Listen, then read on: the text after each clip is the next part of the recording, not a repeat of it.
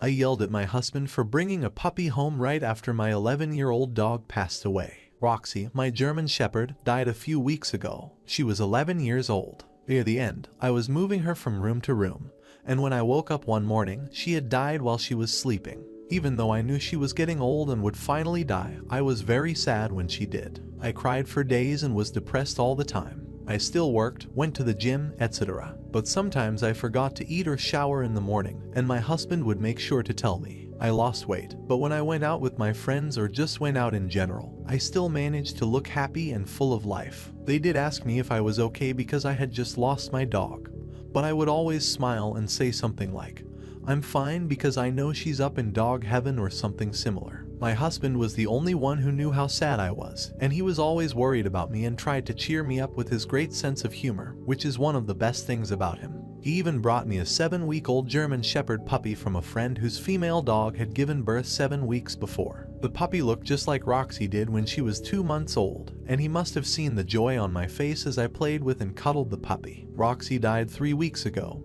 and the puppy last saw her 2.5 weeks ago. I went on a 2-day work trip 4 days ago. When I got home, the same puppy that my husband had brought home 8 days before was waiting for me. My husband came up to me with a big smile and asked how my trip and everything else went. I couldn't stop thinking about the puppy, so I asked him what the dog was doing there. He smiled even wider and told me that he saw how much I liked the puppy, so he bought her for me from his friend at a discount for $5,600 as a gift. I asked him right away, "Why would you do that? You know I haven't gotten over Roxy, so why did you want to bring another puppy, as if Roxy could be replaced so easily?" And I went to my room, shut the door, and started crying.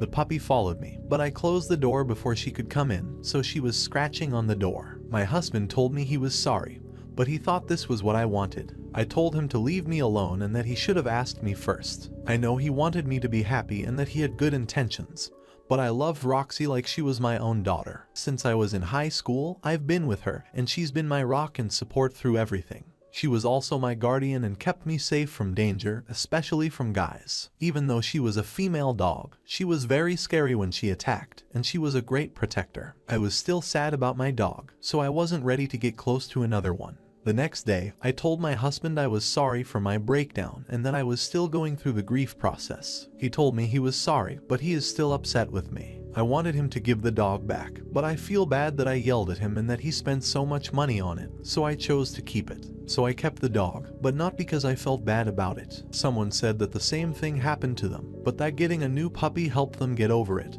And that's what's happening here. The new puppy has brought me so much joy and love over the past few days. She looks just like Roxy did when she was the same age, so it's like experiencing Roxy's puppyhood and getting a second chance to give her the same amount of love. I wanted to call her Roxy, but I went with Althea, which means healing, and I think it's the right name for her. I told my husband again that I was sorry for yelling at him and acting the way I did when he was trying to help. He said he knew I was sad and that dogs can't be replaced like cars. He said he should have talked to me first before bringing in a live puppy who needs a lot of care.